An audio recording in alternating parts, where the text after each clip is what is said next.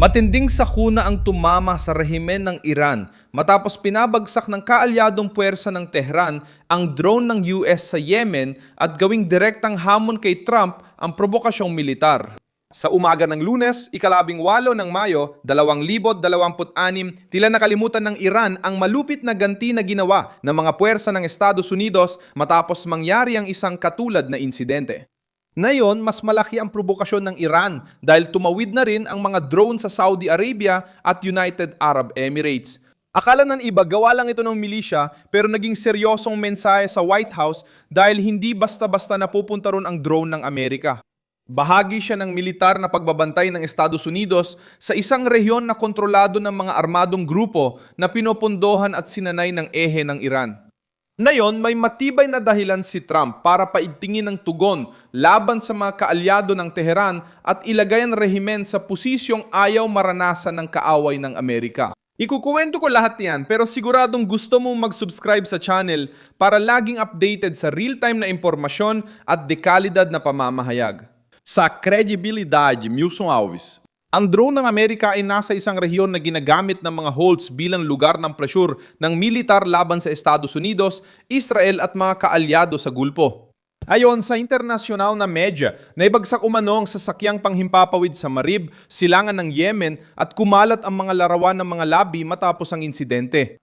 Iniulat ng Xinhua na galing sa Iranian media ang balita at binigyang diin na wala pang opisyal na kumpirmasyon mula sa Estados Unidos ukol sa pagkawala ng eroplano. Itinala rin ng ahensyang Nadolu na iniulat ng mga lokal na media ang pagbagsak ng Amerikanong MQ Siam Reaper sa parehong lalawigan. Ang grupong may lakas sa Yemen ay bahagi ng armadong network ng Tehran para magdulot ng presyon sa rehiyon nang hindi inaako ang buong gasto sa harapang labanan. Ang mga holds ay matagal nang umaatake sa mga barko, nagbabanta sa mga rutang pandagat at sinusubukang ipakita na kaya pa rin nilang tamaan ang mga kagamitan ng Amerika. Ang pagbagsak ng US drone ay hindi lang material na pagkawala.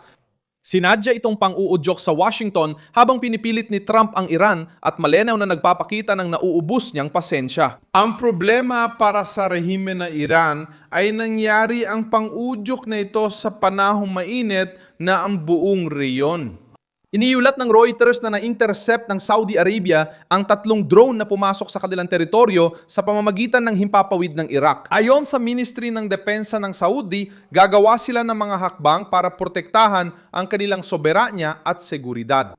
Mahalaga ito dahil pinapakita na hindi lang sa isang lugar ang mga pag-atake. Lumalabas ang mga ito sa Yemen, Golpo at sa pagitan ng Iraq at Saudi Arabia, lagi malapit sa mga lugar na konektado sa interes ng Amerika. Naging sentro na rin ng alerto ang United Arab Emirates. Iniulat ng Reuters na nadulot ng sunog ang pag-atake ng drone sa Barakar Nuclear Plant, ngunit walang nasaktan at walang radiological na pinsala ayon sa inilabas na impormasyon. May nagpasya na subukan ng hangganan sa isang sensitibong pasilidad na isang bansang kaalyado ng Estados Unidos. Kinumpirma ng International Atomic Energy Agency ang kaligtasan ng pasilidad at nanawagan ng pagpipigil sa mga aksyong militar malapit sa mga estrukturang nuklear, ngunit nagawa na ang pinsalang politikal. Malinaw na ang ginagawa ng Iran at kaalyado nito base sa mga sunod-sunod na pangyayari. Pinananatili nila ang pressure sa reyon habang nakikipagnegosasyon sa Washington sa ibang mga paraan.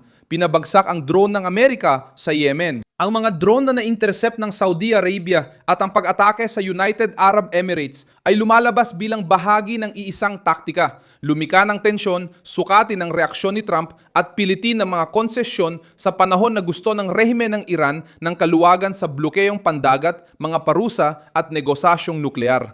Gumalaw na si Trump sa Washington. Naitala ng Reuters na inabot ng Pakistan sa Estados Unidos ang isang binagong panukala ng Iran para subukang tapusin ang digmaan, habang patuloy na nakabinbin ang negosasyon sa mahahalagang usapin. Gusto ng Iran ang malawakang pagwawakas ng mga labanan, bayad sa pinsala, pagtigil ng naval pressure at garantiya laban sa bagong pag-atake. Hinihiling ng Estados Unidos ang totoong progreso sa nuklear na programa ng Iran at pagbubukas muli ng kipot ng Hormuz. Kung pinabagsak ng alyansang maka-Iran ang drone ng Amerika habang humihiling ng usapan, ibig sabihin gusto nilang makipag-usap ng kapayapaan pero sinusubukan ding ipakita ang lakas militar. Ito ang kontradiksyon na kinainisan ni Trump at nagpapalakas sa panig na nais ng mas matatag na tugon. Ayon sa internasyonal na balita, nagbabala si Trump na paubos na ang oras ng Iran para makipagkasundo. Nagbungga na ng resulta ang presyon sa dagat.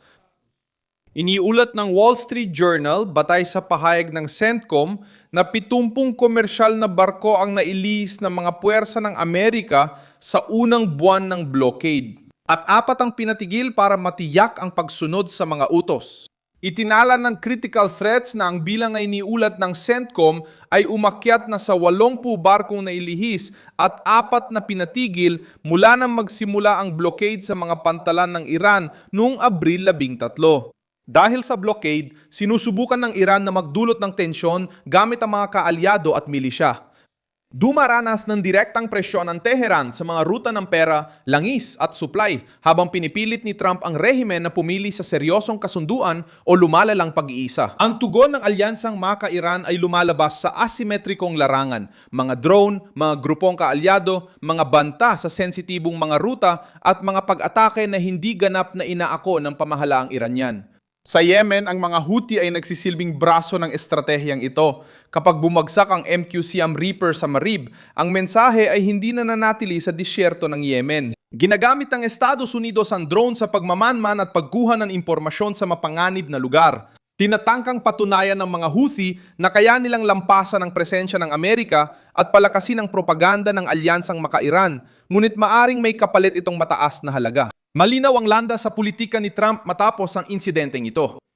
Puwede niyang dagdagan ang pressure militar sa mga estrukturang Houthi sa Yemen, higpitan ang blockade sa Iran at pabilisin ang suporta sa mga kaalyado sa Gulpo. Lalong nalalantad ang Saudi Arabia. Ipinapakita ng mga drone sa hipapawid ng Iraq ang nakakabahalang butas sa reyon.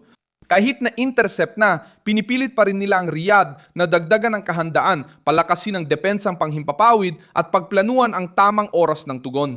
Para kay Trump, mahalaga ito dahil inilalapit nito ang mga kaalyado sa Gulf sa panig ng Amerika. Habang sumosobrang ehe ng Iran, mas madali para sa Washington na bumuo ng regional na alyansa laban sa Tehran.